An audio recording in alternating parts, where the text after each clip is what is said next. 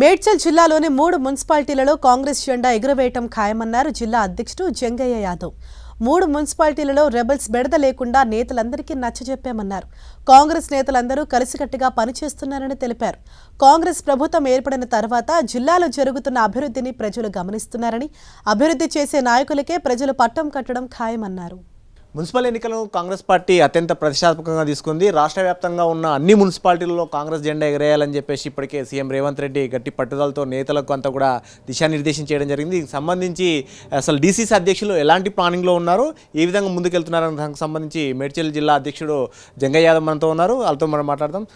Sir చెప్పండి, మీ జిల్లాకు సంబంధించిన మున్సిపాలిటీలలో ఏ విధంగా ఉండబోతుంది, ఎట్లా చేస్తున్నారు ప్లానింగ్, మీకు సీఎం రేవంత్ రెడ్డి కానీ పీసీసీ చీఫ్ కానీ మీకు ఇచ్చిన డైరెక్షన్స్ ఏంటి?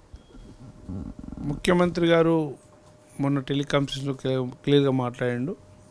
మాకు ఇంకో విషయం ఏంటంటే, గత 15 రోజుల నుంచి మాకు 3 మున్సిపాలిటీలు ఉంటాయి. మన జిల్లా మొత్తానికి 3 మున్సిపాలిటీలు, అది నా నియోజకవర్గం మేడ్చల్లోనే ఉంటాయి. ఎల్లంపేట, తూమ్కుంట, అలియాబాద్, మూడ్చింతలపల్లి 3 మున్సిపాలిటీలలో ఇప్పటికీ కోమటిరెడ్డి వెంకటరెడ్డి గారు ఇన్ఛార్జ్ మంత్రితో ఒక మీటింగ్ పెట్టినాం. మేము కూడా అందరినీ టోటల్గా కోఆర్డినేషన్ చేసుకొని దాదాపు ఒక 3-4 మీటింగ్లు పెట్టినాం. డివిజన్ తిరుగుతూ ఉన్నాం. బ్రహ్మాండంగా 3 మున్సిపాలిటీలు కూడా జిహెచ్ఎంసీకి ఆనుకొని ఉంటాయి. ఒక దిక్కు నల్లగొండ వస్తుంది, ఇంకొక దిక్కు మనకు సిద్దిపేట వస్తుంది.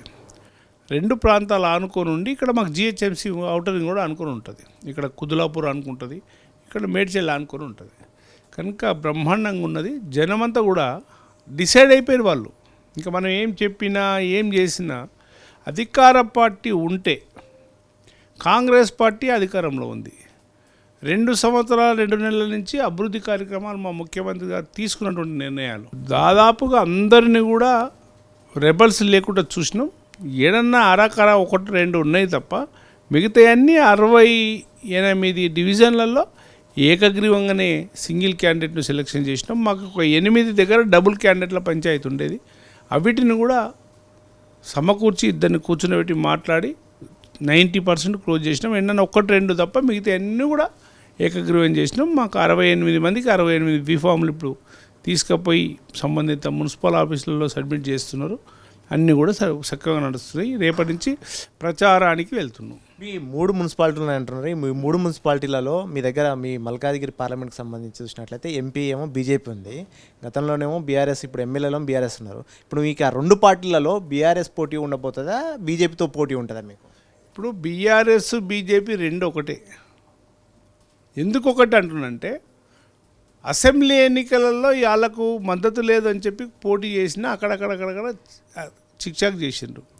పార్లమెంట్ ఎలక్షన్లలో అవుట్ రైట్గా వాళ్ళు వెళ్ళిపోయారు, గ్రౌండ్కి వెళ్ళిపోయి పార్లమెంట్ ఎన్నికల్లో క్లియర్గా భారతీయ జనతా పార్టీకి మెజారిటీ వచ్చింది. చాలా ప్రాంతాలలో మా దగ్గర కూడా మెజారిటీ వచ్చింది. ఇప్పుడు మేమేమంటున్నామంటే, వాళ్ళు టీఆర్ఎస్ వాళ్ళు పెట్టిన క్యాండిడేట్ల దగ్గరనే బీజేపీ వాళ్ళు కమిట్మెంట్ అయ్యి క్యాండిడేట్లు చేసుకుంటారు.